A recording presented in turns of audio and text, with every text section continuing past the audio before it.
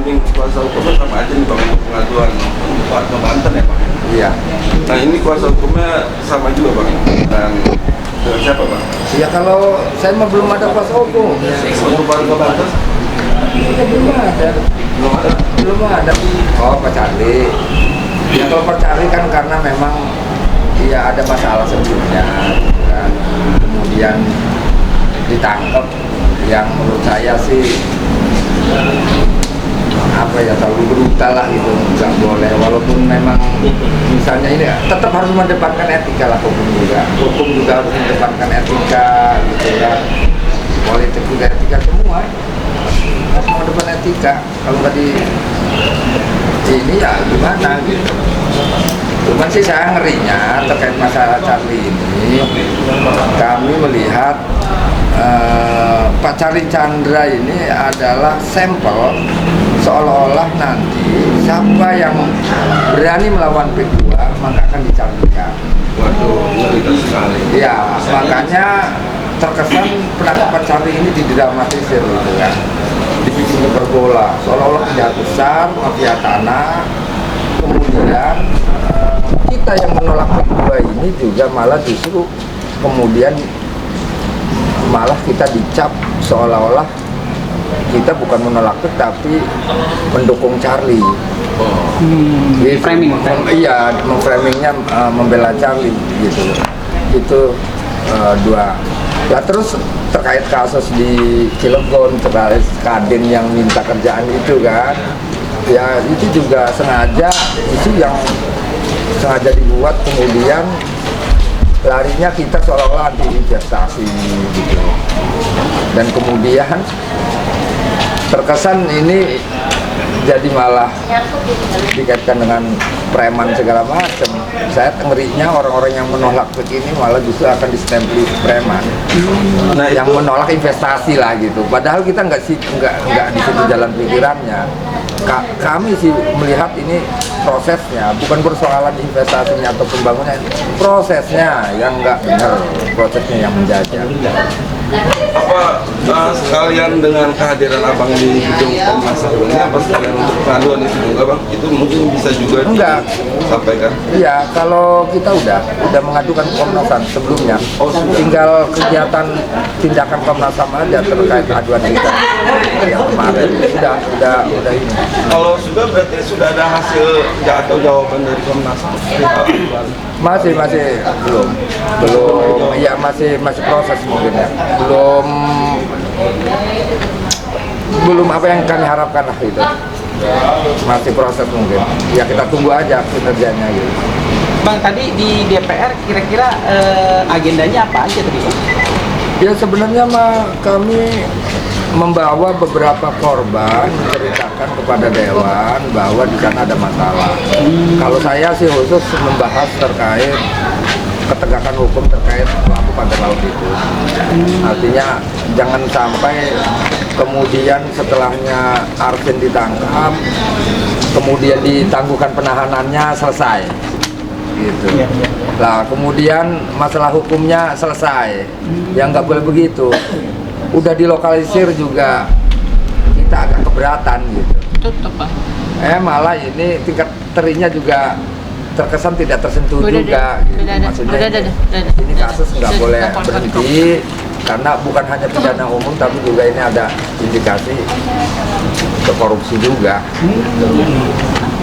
Nah, kira-kira Arsin itu masih akan berpotensi mengganggu desa situ atau dia akan disidang lagi berikutnya Bang? Nah, mudah-mudahan sih disidang lagi ya, terus dikembangkan kasusnya gitu. Mudah-mudahan seperti itu. Lah makanya kan saya hanya bisa ngomong mudah-mudahan karena saya sendiri kalau misalnya kasus masalah PIK2 ini, pagar laut ini gitu kan, kalau diserahkan mutlak kepada kepolisian sepertinya nggak pernah selesai gitu, karena nggak pernah berani untuk menangkap aktornya. Bang, melihat kondisi penangkapan Pak Charlie itu kan kita tahu ya, Polda Banten memframing seolah-olah itu bukan kriminalisasi, padahal jelas-jelas videonya udah jelas-jelas ya penangkapannya secara brutal seperti itu. Ya bahkan Pak Jenderal Samsul Jalal juga, mantan jenderal juga bilang loh ini seperti cara-cara mirip PKI. Nah menurut abang gimana tuh? Lah ya semua orang pengen dianggap baik, tapi kebaikan apapun tetap akan diukur dengan tindakan, laku perbuatan. Masa iya ada orang yang ingin dianggap baik tapi kelakuan dan perbuatannya tidak baik? Lah publik juga akan melihat sendiri. Justru saya mah lebih melihat bahwa kejadian penangkapan Charlie itu memang saya lihat seperti kayak didramatisir, dibesar-besarkan gitu. Dan bahkan saya melihat Charlie juga sekarang sedang di-framing seolah-olah ini penjahat besar mafia tanah gitu. Barang siapa yang membelain Charlie, ya dia adalah pembela mafia tanah. Itu seolah-olah dibuat. Dan kemudian gaya penangkapan yang brutal itu adalah supaya orang-orang yang nanti melawan PIK 2 ini juga takut dicharlikan. Itu kalau buat saya sih ya intimidasi psikologi buat masyarakat yang mencoba untuk menolak PIK 2 atau korban-korban yang lain yang mencoba memberontak atau mencoba melawan, takut dicarikan gitu. Itu saya melihatnya seperti itu. Oh gitu. Nah, statusnya sebenarnya status PSN PIK 2 kan sudah dicabut bang. Menurut abang apakah itu masih berlanjut sampai sekarang atau memang sudah benar-benar berpotensi sedikit demi sedikit sudah hilang gitu? Ya kalau saya sih melihat pengurugan kan setelah sudah dicabutnya PSN kan ada kejadian lagi yang ketabrak mobil itu, pengurugan itu kan. Masih ada berarti ya? Masih ada berarti. Terus kedua masih juga berseliweran calo-calo tanah di desa-desa gitu kan, jual beli tanah masih ada gitu. Terus ketiga di Encle juga kan ribut lagi itu kan, mau relokasi itu kan, itu di Encle di Pakwaji. Iya.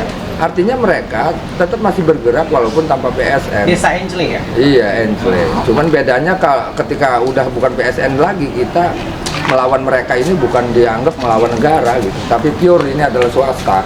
Gitu. Nah sekarang terakhir harapan abang terhadap pemerintahan ini gimana bang?